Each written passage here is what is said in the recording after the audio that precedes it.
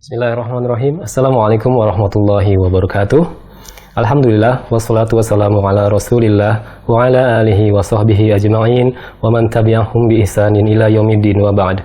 Pemirsa Hasan TV dimanapun Anda berada, Alhamdulillah senang sekali bisa berjumpa kembali pada program kajian ilmiah dalam pembahasan Hasyiah Kitabut Tauhid buah karya Syekh Abdurrahman bin Muhammad bin Qasim Al-Asmi An-Najdi rahimahullahu ta'ala, bersama guru kita Ustadz Abu Fairuz Ahmad Ridwan LCMA Hafizahullahu Ta'ala, yang pada kesempatan pagi ini kita akan masuk pembahasan bab larangan beribadah di sisi kubur, apalagi menyembah ahli kubur.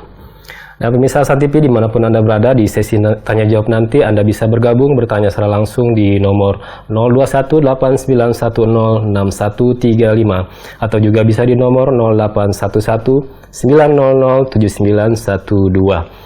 Atau bagi Anda yang ingin bertanya melalui pesan singkat ataupun WhatsApp, Anda bisa melayangkan pertanyaan Anda di nomor 0811907913. Kami harapkan pertanyaan Anda disesuaikan dengan materi kajian kita pada pagi hari ini. Baik, Alhamdulillah kita telah terhubung dengan Ustadz Abu Fairuz yang berada di studio SNTV Batam, Kepulauan Riau. Kita dulu. Assalamualaikum Ustadz.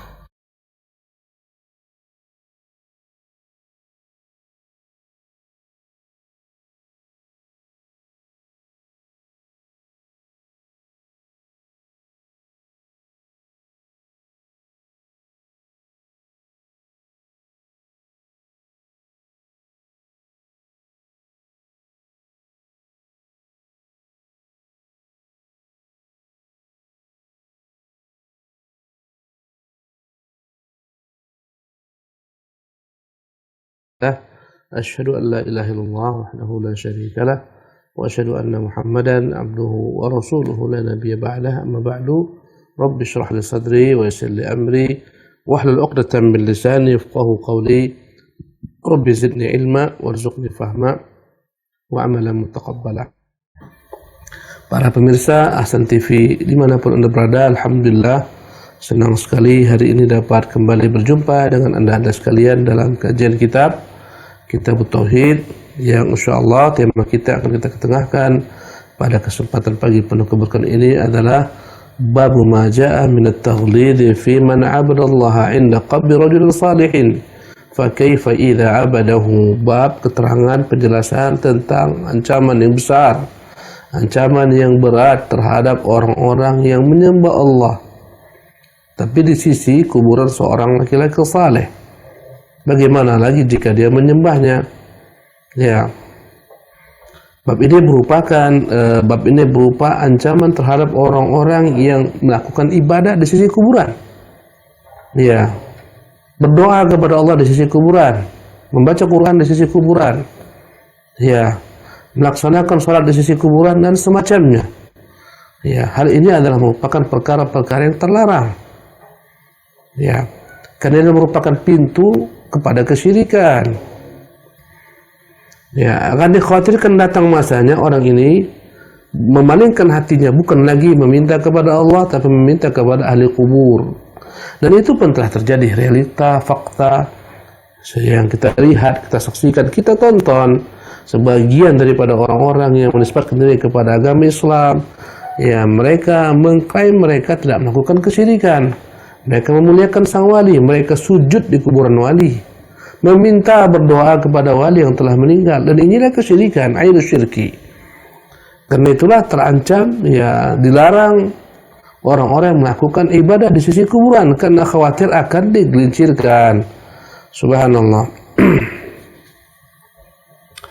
Maka tentunya jikalau beribadah saja di sana dilarang, walaupun menyembah Allah Subhanahu wa taala, meminta kepada Allah Subhanahu wa taala, ya, dilarang karena akan menjadi jalan kepada kesyirikan, apalagi sudah sampai pada tingkat, ya, menyembah kuburan tersebut, mengambil tanah dari kuburan, menganggap tanah ini adalah berkah, bisa mendatangkan manfaat, mudarat karena tanah ini memendam seorang wali, seorang nabi dan semacamnya, akhirnya dibawa ke rumah, dijadikan sebagai jimat dan seterusnya.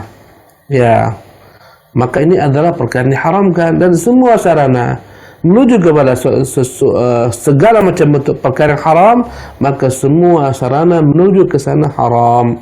Zina contohnya adalah hal yang Allah haramkan. Tatkala zina diharamkan, maka semua sarana kepada zina diharamkan, mulai daripada memandang yang haram, berdua-duaan, berkhulwat, ya. Karena itulah Allah mengatakan wala taqrabuz zina, jangan mendekati zina. Bukan jangan berzina, tapi jangan mendekati zina. Kenapa? Karena kalau kau mendekati zina, kau akan tergelincir dalam perzinahan. Jangan kau dekati kesyirikan. Kalau kau dekati kesyirikan, kau akan tergelincir ke dalam kesyirikan. Karena itulah Nabi telah memotong segala macam jalan menuju kesyirikan, agar jangan sampai umat ini tergelincir dalam kesyirikan. Subhanallah. Namun ketika sebagian umat tak mengindahkan larangan-larangan Nabi SAW, tergelincirlah mereka ke dalam apa yang ditakutkan Nabi yang mulia SAW. Sekiranya mereka mengindahkan larangan Nabi, pasti mereka tak tergelincir. Manakala mereka tak mengindahkan larangan Nabi, menyelisihi Nabi, bahkan mengikuti musuh-musuh Islam, mereka pun tergelincir. Subhanallah. Mari kita baca keterangan dari Rasulullah SAW tentang perkara ini. Berkata Syekh Muhammad rahimahullah fi sahihi an Aisyah radhiyallahu anha, dan dalam hadis yang sahih dari Ibunda Aisyah radhiyallahu anha, anna Umma Salamah dzakarat li Rasulillah sallallahu alaihi wasallam kanisatan ra'atha bi ardil Habasyah. Aisyah meriwayatkan bahwasanya salah seorang si Nabi bernama Ummu Salamah yang namanya Hindun bintu Abi Umayyah, ya, ibn Mughirah dari Bani Makhzum al-Makhzumiyah, istri Nabi yang mulia SAW, yang dinikahi Nabi SAW setelah wafatnya suaminya Ummu Abu Salamah, ya, dan dia sebelumnya berhijrah bersama suaminya Abu Salamah, ya, radhiyallahu anhu wa anha. Dan ibunda kita ini Ummu Salamah meninggal pada tahun 62 Hijriah. Dan dia ketika pernah hijrah ke negeri Habasyah, dia mengatakan kepada Nabi yang mulia SAW bahwasanya dia melihat di negeri Habasyah ada satu rumah ibadah mereka yang disebut kanisa. Kanisa diterjemahkan ke dalam bahasa Indonesia berupa gereja. Ya, kanisa. Rumah ibadahnya kaum Nasara namanya kanisa. Ya. Atau ad-dir. Ya. Atau as-sawami, ini rumah ibadah untuk kaum Nasara dan kaum Yahudi. Wa ma fiha minas suwar, dan ibunda kita Ummu Salamah menceritakan kepada Nabi, dia melihat ada gereja besar di negeri Habasyah. Habasyah adalah negeri sekarang yang berada di daerah Ethiopia dan sekitarnya. Ethiopia, Eritrea, dan Sudan juga masuk ke dalam negeri Habasyah. Ya, di sana di negeri tersebut ada seorang raja yang biasanya raja tersebut dipanggil dengan gelar Najasyi. An-Najasyi adalah merupakan raja-raja yang menguasai negeri Habasyah beragama Nasara, dan di antara mereka ada seorang yang masuk Islam yang bernama Ashamah. Dia adalah Najasyi yang masuk Islam, memeluk Islam, mengikuti ajaran Rasulullah sallallahu alaihi wasallam. Dan ketika itu Rasulullah perintahkan para sahabat untuk hijrah ke dia, karena dia tahu Ashamah adalah seorang raja Najasyi yang baik, tak menzalimi orang di sana. Berhijrahlah para sahabat untuk dapat menyembah Allah Subhanahu wa taala tanpa teror kaum kafirin Quraisy. Maka ketika dia berangkat hijrah, dia menceritakan kepada Nabi SAW, dia melihat di sana di negeri Habasyah, dan Nabi tak pernah ke negeri Habasyah, ada gereja besar, ya, namanya ada Maryam, ya.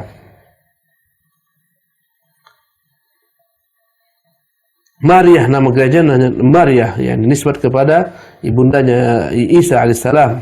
Kita menyebutnya Maryam, mereka menyebutnya Maria, ya. Faqala, ketika ibunda kita menceritakan tentang berbagai macam patung-patung yang terletak dalam rumah ibadah mereka, dan ini adalah merupakan perkara yang umum terdapat pada rumah-rumah ibadah selain rumah ibadah Islam kaum muslimin, masjid. Di mana rumah-rumah ibadah selain daripada rumah ibadah Islam, di sana ada patung-patung berhala-berhala yang dibuat, gambar-gambar, ukiran-ukiran.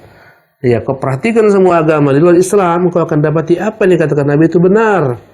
Di rumah ibadah mereka tak akan kau lihat banyak dipahat patung-patung, diukir patung orang-orang suci, patung Tuhan mereka dan semacamnya.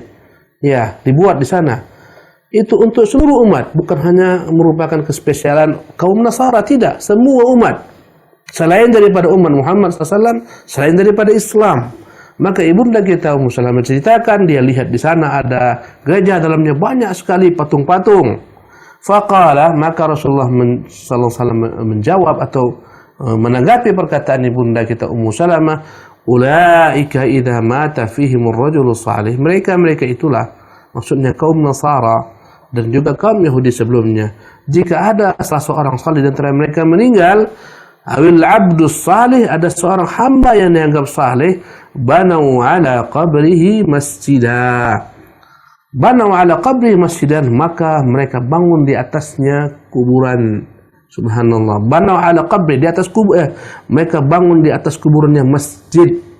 Jadi ada kuburan orang saleh, dikuburkan di sana. Setelah itu dibangunlah di dalam karangan tersebut, bahkan diletakkanlah kuburan tersebut berada dalam masjid. Itulah kata Nabi, itulah mereka, kebiasaan mereka jika ada orang saleh mereka meninggal, maka mereka bangun di atas kuburan tersebut. Ya, apa yang mereka bangun? Masjid, tempat salat. Dan tidak hanya khusus masjid yang sebagaimana kita kenal. Karena kaum Nasara tidak menyebut nama mereka. Dan maksud daripada masjid adalah tempat-tempat ibadah, rumah-rumah ibadah. Tidak hanya masjid yang kita kenal merupakan rumah ibadah kaum muslimin. Bukan maksud Nabi SAW itu masjid dalam pengertian rumah ibadah kaum muslimin. Tidak, karena mereka tak mengenal namanya masjid. Mereka menyebutnya kanisa, mereka menyebutnya dir, mereka menyebutnya saumah. Tapi dalam Islam rumah ibadah disebut masjid. Ya, kata Nabi, mereka itu apabila meninggal, di tengah-tengah mereka ada seorang laki-laki yang saleh atau hamba sahaya yang saleh, maka mereka segera bangun, mereka buatlah di atas kuburan tersebut ya masjid atau tempat ibadah. Wasawwaru fihi tilka suwar, maka mereka letakkanlah, mereka pahatlah, mereka buatlah di rumah-rumah ibadah tersebut patung ika syirarul khalqi indallah. Mereka itulah sejelek-jelek makhluk di sisi Allah Subhanahu wa taala. Siapa makhluk yang paling jelek? Mereka lah yang telah menjadikan makam-makam, kuburan-kuburan para saleh sebagai masjid-masjid yang sholat di sana, beribadah di sana. Subhanallah. Masjid adalah merupakan tempat ibadah. Ya. Allah Subhanahu wa taala melarang salat, beribadah, wala menyembah Allah Subhanahu wa taala di masjid yang terdapat dalamnya kuburan. Karena ini pintu menuju kesyirikan. Jadi hadis yang direfleksi dengan judul kita, ya, larangan beribadah di kuburan orang-orang saleh, wala menyembah Allah Subhanahu wa taala. Relevansinya dengan hadis ini, Nabi SAW telah memberitahukan sejelek-jelek makhluk yang Allah ciptakan di muka bumi ini adalah orang-orang yang telah menjadikan kuburan-kuburan orang saleh mereka, hamba-hamba saleh mereka sebagai tempat-tempat ibadah, tempat salat. Ya, bagi orang Islam tempat salat, bagi mereka tempat ibadah mereka, tempat berdoa mereka, tempat menyanyi mereka dan seterusnya. Subhanallah. Walaupun ini rumah adalah merupakan rumah ibadah, tempat menyembah Allah Subhanahu wa taala, namun manakala di sana ada kuburan, maka terlarang beribadah di sana. Subhanallah. Bahkan Nabi mengatakan seburuk-buruk orang adalah orang yang telah menjadikan kuburan-kuburan tersebut di atasnya dibangun masjid. Ini menunjukkan larangan salat di sisi kuburan. Larangan salat di masjid-masjid yang terdapat dalamnya kuburan. Dilarang. Subhanallah. Pemirsa yang dimuliakan oleh Allah Subhanahu wa taala, Rasulullah telah melarang salat di dua tempat. Pertama, al-maqbarah, di perkuburan. Yang kedua, al-hammam, di kamar mandi. Subhanallah. Karena kamar mandi bukan tempat salat, itu tempat orang buang kotoran, buang hajat dan semacamnya, tempat orang kencing, buang air besar. Dilarang. Tempat orang membuka aurat dan semacamnya, dilarang salat di kamar mandi. Ya, itu sebabnya. Adapun mengapa dilarang salat di sisi kuburan? Sebagian mengatakan karena najisnya jenazah. Kita katakan bukan ini sebabnya. Karena Rasulullah tidak najis sallallahu alaihi wasallam. Ya.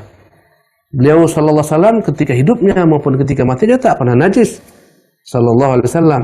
Tapi larangan salat di sisi kuburan ini karena akan menajisi akidah.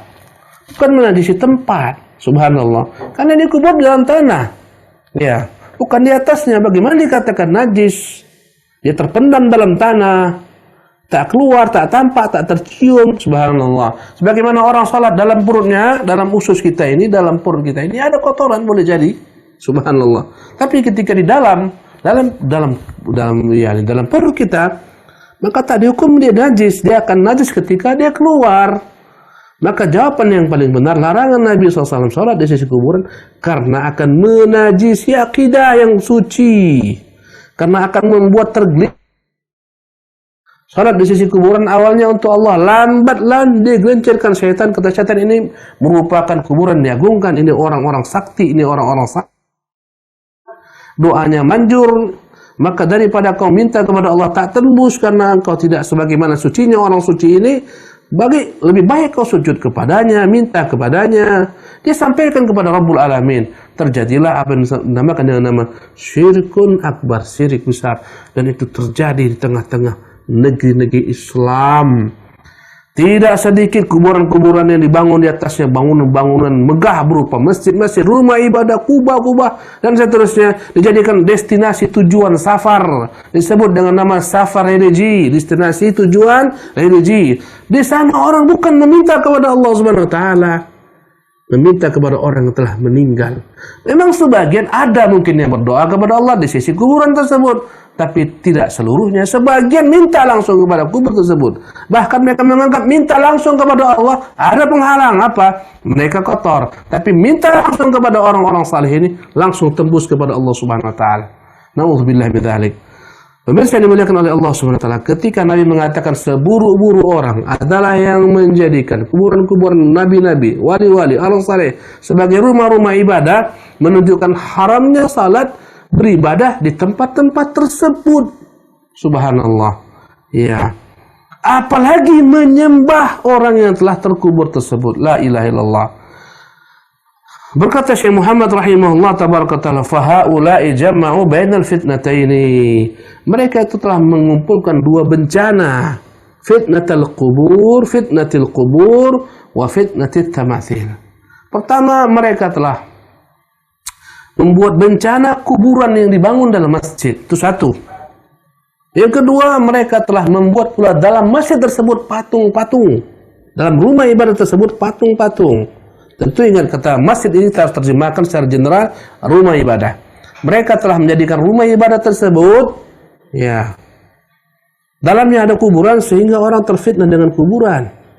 Mereka akan memalingkan hati mereka, doa mereka, harapan mereka kepada orang yang dianggap keramat. Sehingga kau lihat ramai orang berbondong-bondong tak punya keturunan, datanglah ke kuburan wali ini, keramat, manjur, dan di sana kau akan dapat keturunan.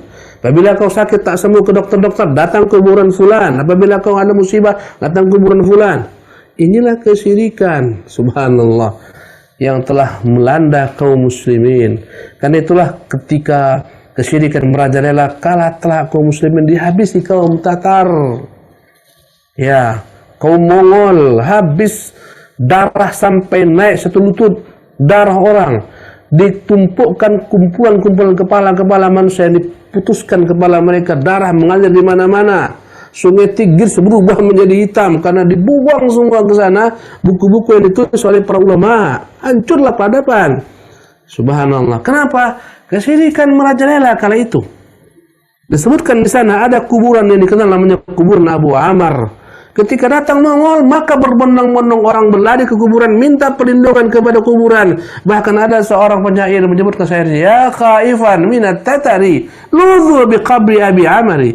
Wahai orang yang takut kedatangan Tatar, berlindunglah kepada kuburan Abi Amar. Bagaimana Allah selamatkan mereka? Mereka bukan minta kepada Allah Subhanahu wa taala. Karena itulah rahasia kalangan mereka tinggalkan Allah Subhanahu wa taala, mereka berlindung kepada orang-orang yang telah meninggal, meminta pertolongan orang yang telah meninggal. Akhirnya Allah Subhanahu wa taala beri mereka pelajaran yang telak. La haula wala quwata illa billah. Jadi fitnah yang pertama, musibah pertama adalah fitnah ada kuburan yang akan memalingkan hati manusia. Yang kedua, adanya gambar-gambar, patung-patung yang dipahat. Oleh karena itu wajib hukumnya masjid-masjid kaum muslimin disterilkan daripada segala macam gambar-gambar, foto-foto. Terkadang kau lihat di sebagian masjid-masjid kaum muslimin ada foto, kadang-kadang berpuluh foto-foto wali fulan. Inilah foto wali, foto keturunan Nabi, Habib fulan, Nabi fulan. Ini menjadi tujuan di masjid dibangun. Masjid dibangun untuk Allah. Jangan sampai hati berpaling kepada foto-foto ini. Subhanallah, berpaling kepada kuburan-kuburan ini. Dan itu telah terjadi. La haula wala quwata illa billah. Pemirsa yang dimuliakan oleh Allah Subhanahu wa taala. Walahuma anha qalat, dan Bukhari Muslim meriwayatkan daripada ibunda kita Ummu Salamah, daripada ibunda kita Khadijah, dia berkata, Ibunda kita Aisyah radhiyallahu anha, dia berkata, lamma nazala bi Rasulillah sallallahu alaihi wasallam, terkala datang kepada Nabi SAW tanda-tanda sakaratul maut, beliau akan meninggal, sakit parah yang melanda beliau. Subhanallah. Ya. Tafiqa yatrahu khamisatan lahu ala wajhihi. Rasulullah sallallahu alaihi wasallam ketika tersadar daripada pingsannya melemparkan kain yang menutupi wajahnya. Fa idza ghamma biha kashafaha. Ya. Jadi apabila dalam kondisi sakit yang parah melanda Nabi yang mulia SAW, beliau menutupi wajahnya dengan kain. Ya. Fa idza ghamma biha kashafaha. Manakala penyakit tersebut bertambah-tambah, Rasulullah sallallahu alaihi wasallam segera menyingkapnya. Faqala, sambil beliau berkata, wa huwa kadzalik, dalam keadaan sakit yang parah tersebut, kritis, la'natullahi 'alal yahudi wan nasara, terlaknatlah kaum Yahudi dan kaum Nasara, ittakhadhu qubur anbiya'ihim masajid, mereka telah menjadikan kuburan-kuburan nabi-nabi mereka sebagai tempat-tempat ibadah. Ini tradisi kaum Nasara, maka jangan ditiru wahai kaum muslimin. Tidak ada istilahnya tradisi kuburan dibangun, dibesarkan, dibuat padanya bangunan yang megah, padanya dibuat kubah. Itu tak pernah ada pada masa Nabi SAW. Tidak ada pada masa sahabat, tidak masa tabi'in, tidak tabi'in. Nanti 400 tahun belakangan muncul tegak satu dinasti yang mengaku beragama Islam. Mereka nyebut mereka dengan nama dinasti Bani Fatimiyah. Mereka mengaku keturunan Fatimah, padahal mereka bukan keturunan Fatimah. Subhanallah. Mereka tegak dengan agama yang menyimpang, sekte Syiah Rafidah. Ini yang pertama kali diberantas oleh Salahuddin Ayyubi sebelum Salahuddin melakukan penaklukan peperangan melawan kaum Nasara. Ini yang membuat Salahuddin membersihkan negeri Mesir. Bahkan Al-Azhar Asy-Syarif yang mulia itu mereka yang bangun. Digantikanlah label Syiah menjadi label Sunnah oleh Salahuddin Al-Ayyubi. Mereka lah yang pertama kali untuk menarik hati masyarakat. Mereka cinta kepada Ahlul Bait. Mereka bangunlah kuburan-kuburan Ahlul Bait di sana. Mereka bangun kuburan-kuburan orang saleh. Itu awalnya 400 tahun. Sebelumnya tak pernah dikenal namanya kuburan dibangun di atasnya. Kubah-kubah, rumah-rumah dan semacamnya. Masjid-masjid tidak pernah dikenal. Subhanallah. Jadi Nabi mengatakan, terlaknatlah Yahudi dan Nasara. Mereka telah menjadikan kuburan-kuburan Nabi dan mereka sebagai tempat-tempat ibadah. Subhanallah. Apa kata ibunda kita Aisyah? Yuhadziru ma sana'u. Nabi beritahukan berita ancaman ini agar umatnya waspada, agar tidak mengikuti Yahudi dan Nasara. Ternyata tatkala mereka jauh daripada sunnah, mereka mengikuti Yahudi dan Nasara. Alangkah banyaknya situs-situs kesyirikan, berhala-berhala yang dipuja, diminta, dijadikan sebagai tempat sholat, sujud, bergantung, tapi dalam bentuk bukan patung-patung, dalam bentuk kuburan yang dianggap keramat. Di timur maupun di barat, di utara maupun selatan, kau datang saja ke negeri-negeri manapun, kau akan dapati hal ini terjadi. Subhanallah. Padahal ini agama-agama bid'ah. Inilah namanya bid'ah yang menyesatkan. Tak pernah ada pada zaman Rasulullah SAW. Ya. Kalaupun mereka mengatakan Nabi yang mulia SAW itu kuburnya di masjid, maka kita katakan Nabi yang mulia SAW itu kuburnya bukan di masjid, itu di rumah. Pada masa ibunda Aisyah radhiyallahu anha, ya, dan istri Rasulullah, rumah-rumah mereka diletakkan di sekeliling masjid agar memudahkan Nabi SAW untuk dapat ke masjid, ke rumah istrinya.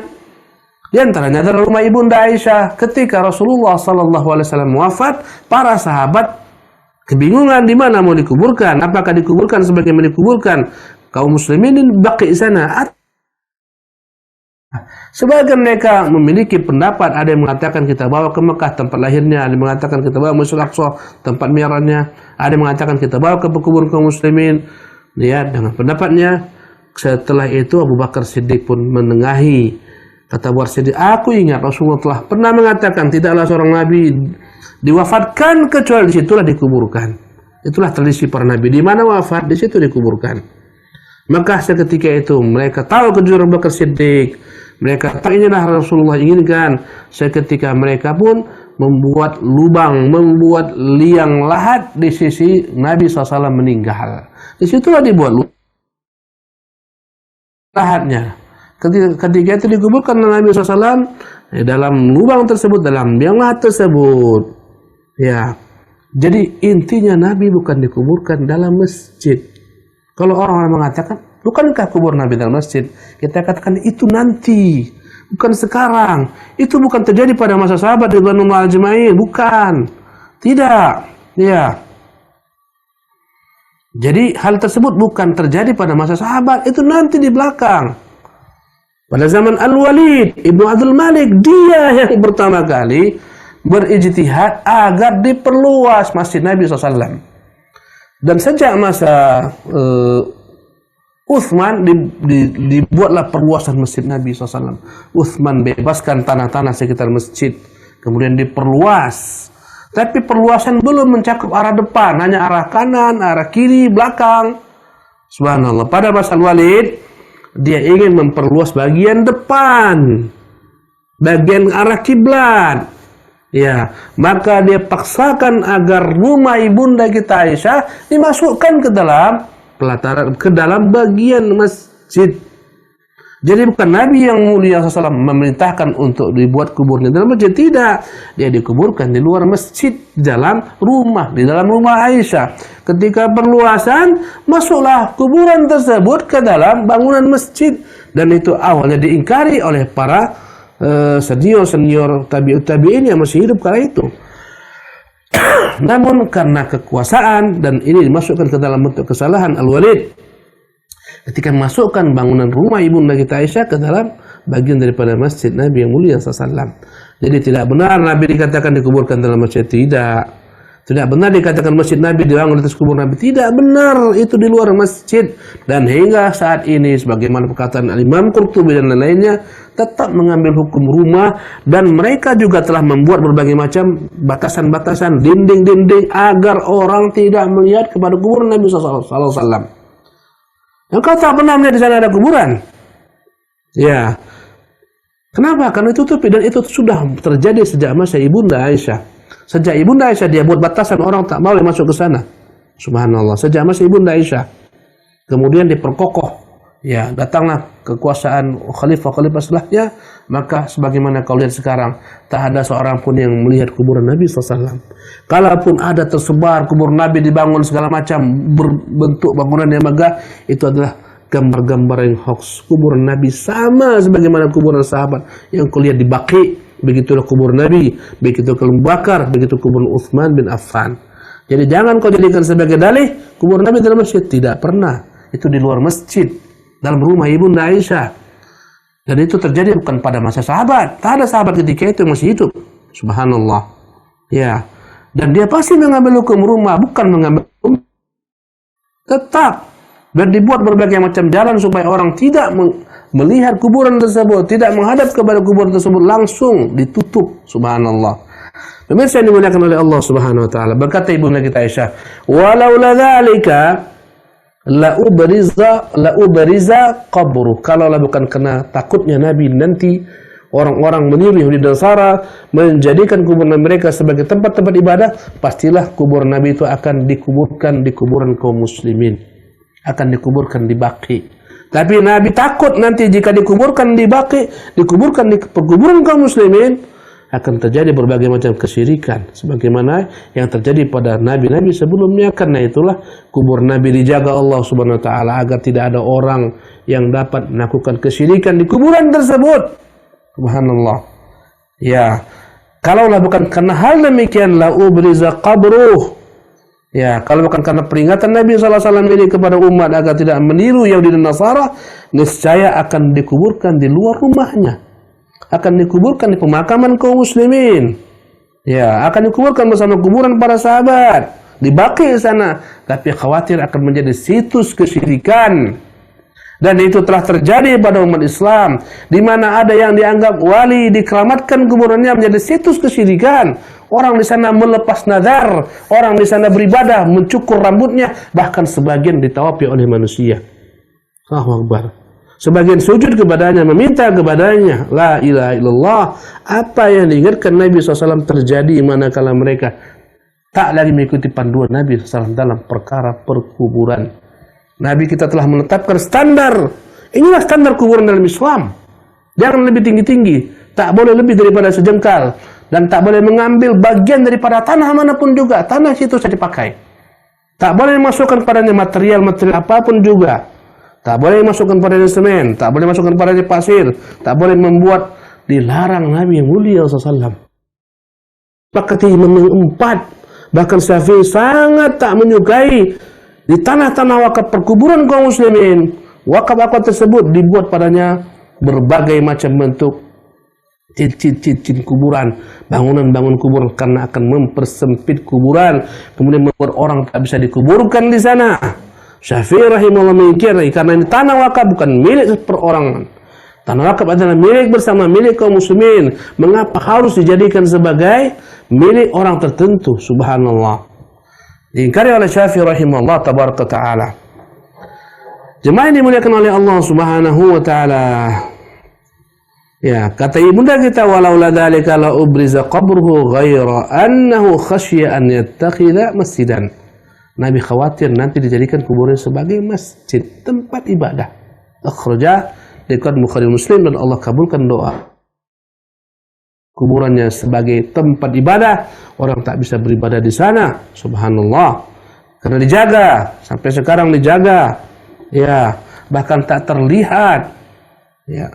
Dan Allah kabulkan doa nabinya. Tak bisa kalau di sana orang sujud ke kuburan Nabi SAW, tak bisa. Ya. Allah subhanahu wa ta'ala pelihara dan jaga. Wali Muslimin an Jundub ibni Abdullah radhiyallahu anhu, dari Muslim dan dari Muslim dari Jundub bin Abdullah radhiyallahu anhu, qala, dia berkata, sami'tu Nabi sallallahu alaihi wasallam qabla an yamuta bi khamsin. Aku mendengar Nabi sebelum wafat 5 hari.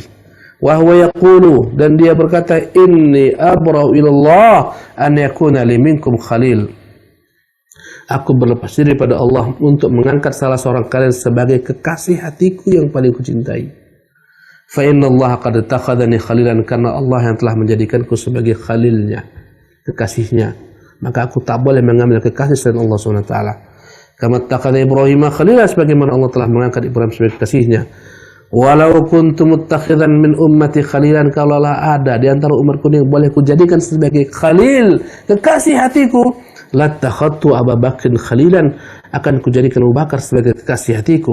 Ala wa inna man kana qablakum, ketahuilah orang-orang sebelum kalian, kanu yattakhiduna qubur anbiya'i masajid, mereka menjadikan kuburan-kuburan nabi mereka sebagai tempat-tempat ibadah.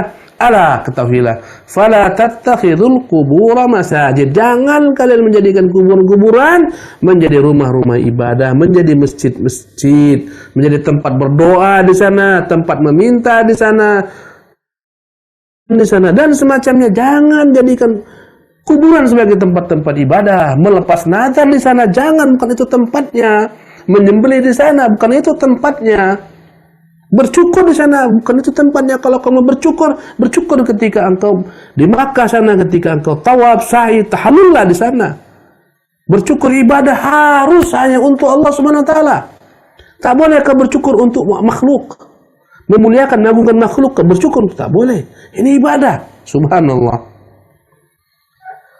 Ala fala tattakhidul qubur masajid, ingatlah, jangan jadikan kuburan-kuburan sebagai tempat baik. Dan saya larang kalian daripada perbuatan tersebut. Ketika larangan Nabi dilanggar, merajalela di mana-mana. Kenapa? Melanggar larangan Nabi SAW. Nanti ketika ada orang ingin membersihkan akidah kaum muslimin, dicurigai, dikatakan ini Wahabi. Padahal ini ajaran Nabimu yang mulia sallallahu alaihi wasallam. Ini hadis Nabimu yang mulia sallallahu alaihi wasallam. Ini bukan hadis Wahabi. Subhanallah. Faqad naha anhu fi akhir hayati, dia melarang di akhir hidupnya, menunjukkan ini tak ada yang merubahnya, tak ada yang menghapuskannya. Ya. Muncul berbagai macam syubhat. Ada yang mengatakan, bukankah dalam Al-Qur'an dalam surah Al-Kahfi Allah menceritakan tentang orang-orang saleh yang dibangun di atasnya kuburan, lanattakhidanna alaihi masjidah, kami akan menjadikan di atas kuburnya masjid. Kita katakan ini hikayah, bukan Allah ridai. Ini hikayah tentang umat terdahulu. Kemudian yang Yang menang ketika itu, waqala alladziina ghalabu 'ala amrihim, yang menang adalah penguasa kala itu, dia yang memenangkan keputusan. Akhirnya dibangunlah di tempat di atas Ashabul Kahfi masjid. Kuburan bukan bentuk Allah meridhai, tidak. Kalau ini adalah merupakan perkara umat terdahulu, ini umat terdahulu bukan perkara kita, dan sesungguhnya Nabi pun telah mengatakan bencana umat terdahulu gara-gara perkara ini. Subhanallah. Orang mengambil berbagai macam syubhat untuk menetapkan bolehnya perbuatan ini. Syubhat mereka kubur Nabi di masjid, kita katakan bukan di masjid. Syubhat mereka Al-Quran membolehkan. Kapan Quran membolehkan? Subhanallah. Bahkan Allah mengatakan wa annal masajida lillah, masjid itu milik Allah, fala tad'u ma'allah ahada, jangan dalam masjid itu kau meminta kepada selain Allah Subhanahu wa taala. Dalam surah Al-Jin.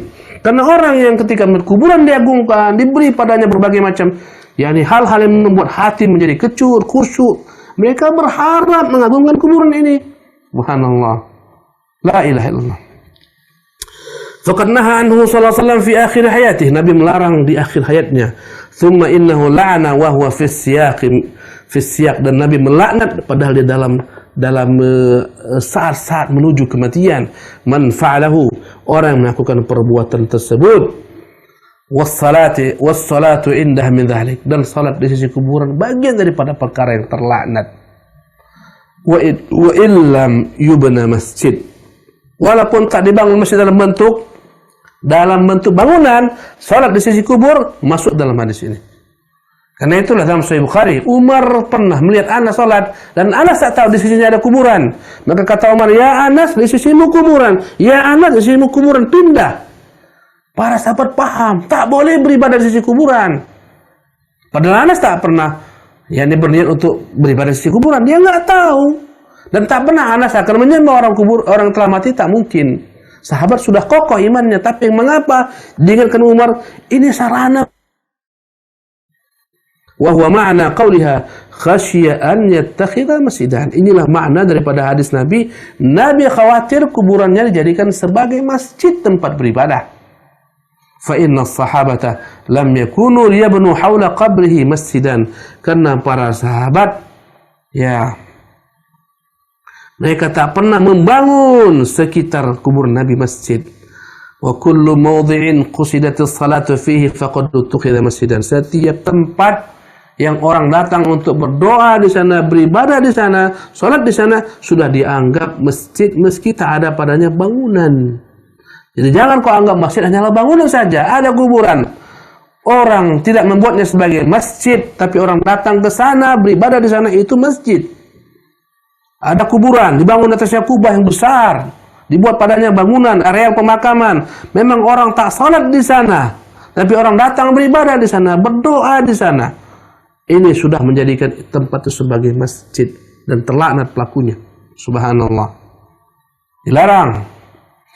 Bal kullu maudhi yusamma masjidan. Setiap tempat orang salat di sana, maka dia dikatakan dengan masjid. Ya, dimanapun engkau salat itu dikatakan masjid, meski tak ada bangunan.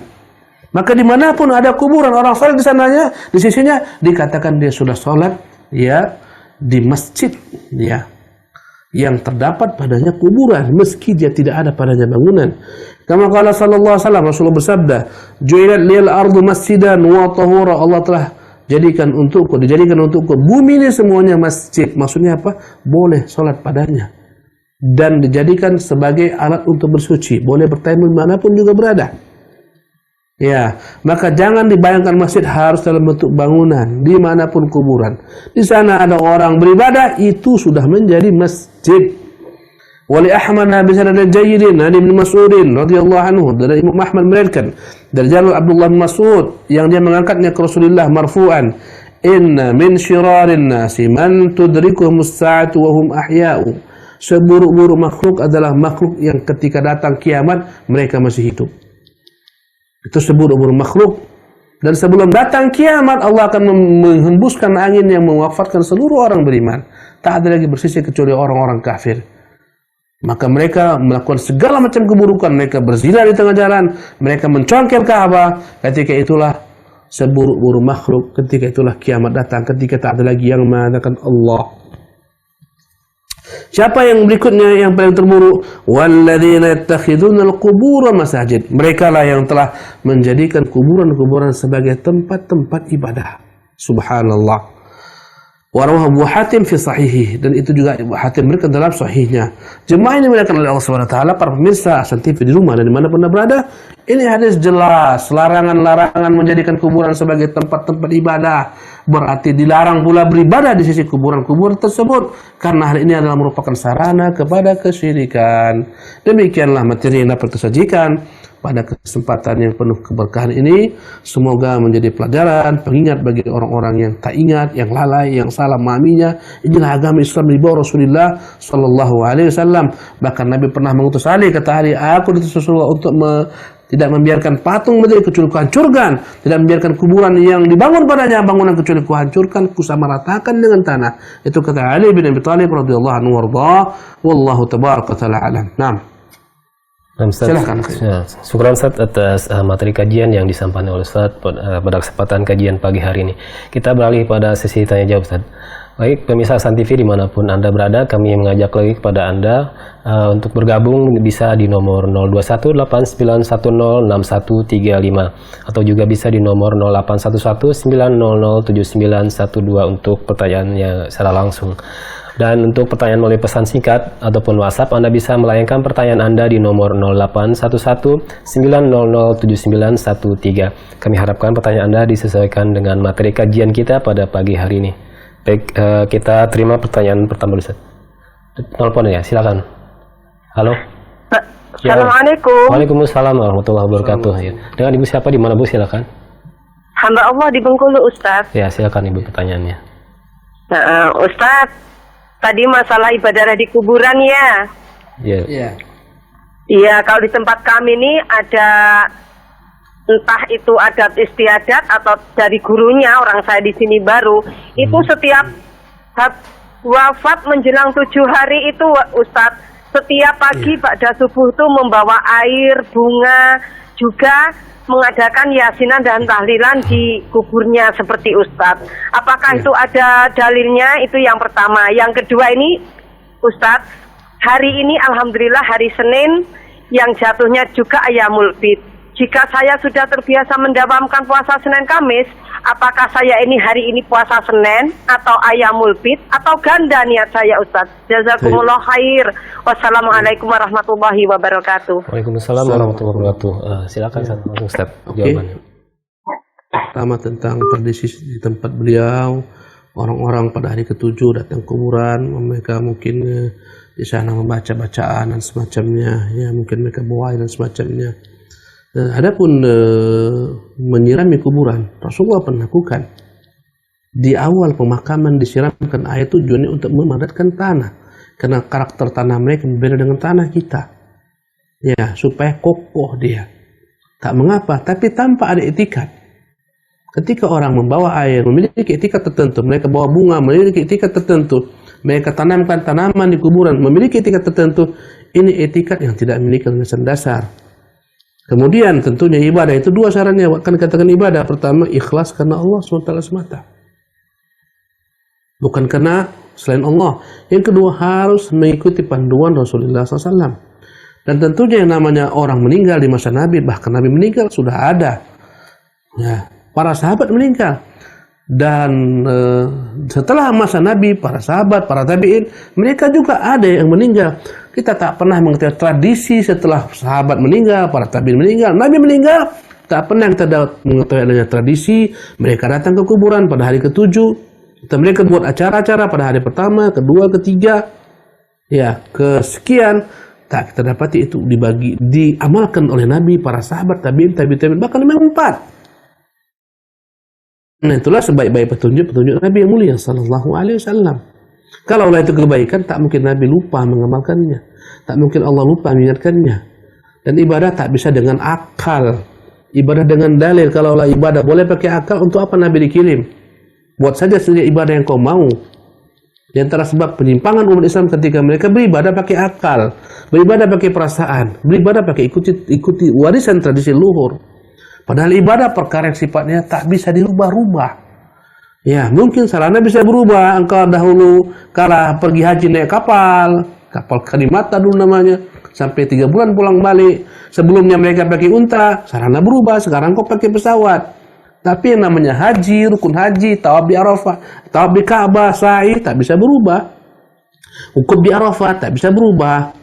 Ya, maka tetap yang namanya ibadah tak akan bisa berubah. Ziarah kubur itu ibadah, tak akan pernah berubah. Rasulullah mengajarkan kita ziarah adab-adabnya, mengucapkan salam kepada ahli kubur, mendoakan mereka.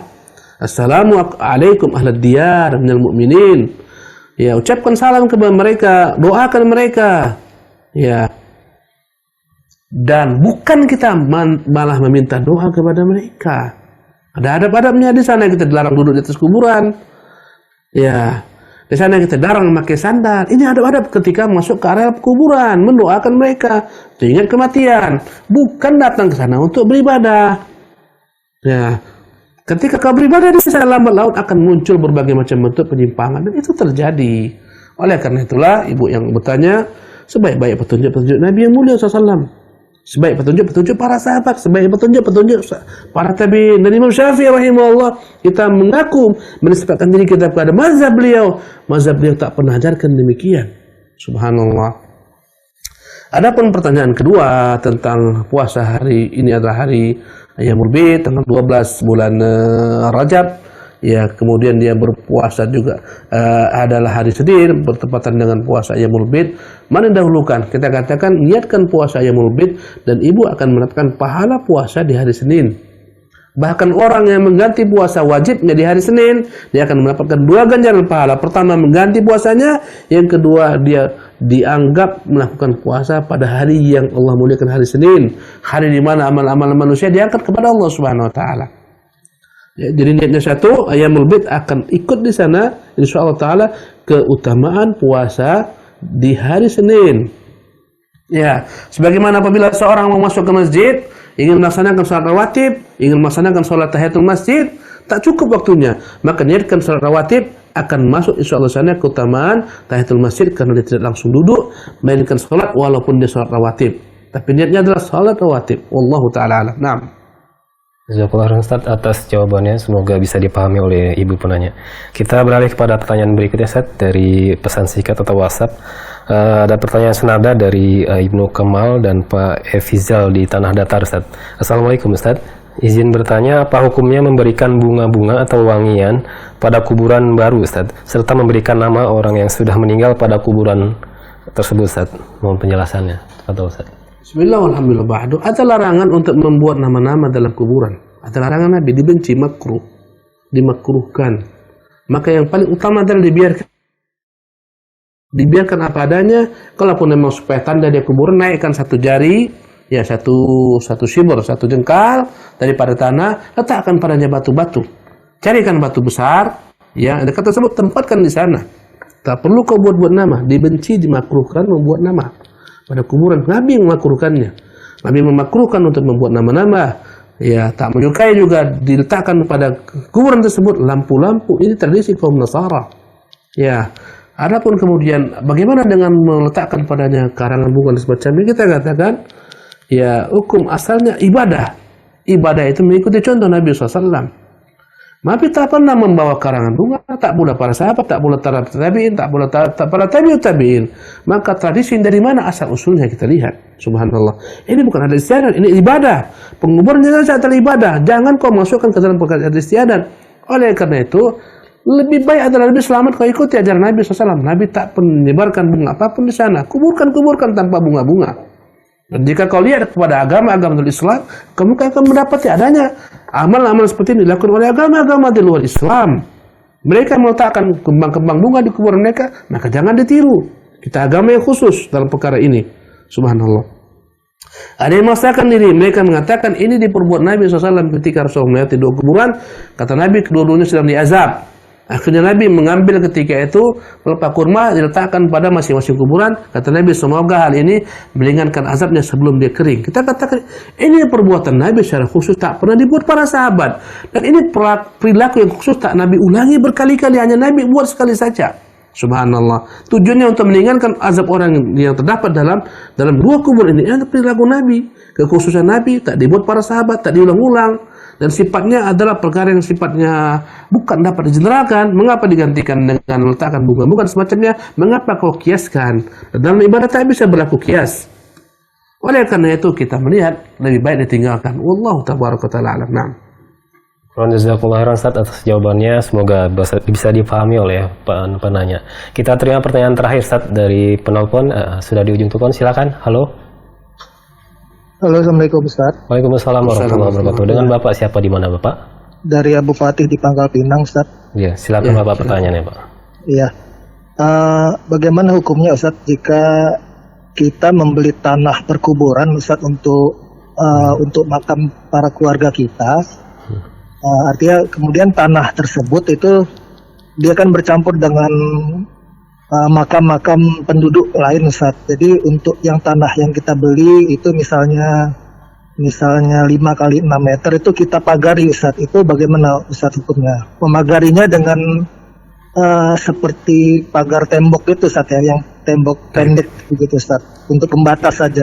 Demikian Ustaz. Assalamualaikum warahmatullahi wabarakatuh. Waalaikumsalam warahmatullahi wabarakatuh. Terima kasih Bapak atas pertanyaan, silakan Ustaz. Bismillahirrahmanirrahim.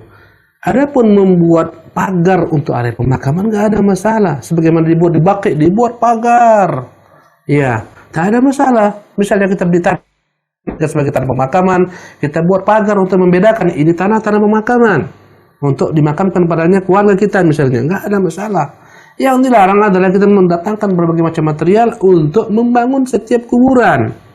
Adapun pagar pemakaman secara umum, maka tak ada masalah. Mau dibuat pendek, mau dibuat tinggi, nggak ada masalah. Wallahu tabaraka wa ta'ala alam. Na'am. Itu merupakan pertanyaan terakhir Ustaz. Mungkin ada ikhtitam yang bisa Ustaz sampaikan. Cukup Ustaz. Ustaz, jazakumullah khairan Ustaz atas waktu luangnya yang untuk kajian pagi hari ini. Baik pemirsa Hasan TV dimanapun Anda berada, itulah tadi pertemuan kita pada pagi hari ini. Kami ucapkan jazakumullah khairan pada pemirsa Hasan TV dimanapun Anda berada yang telah setia menyimak program Hasan TV khususnya pada pagi hari ini.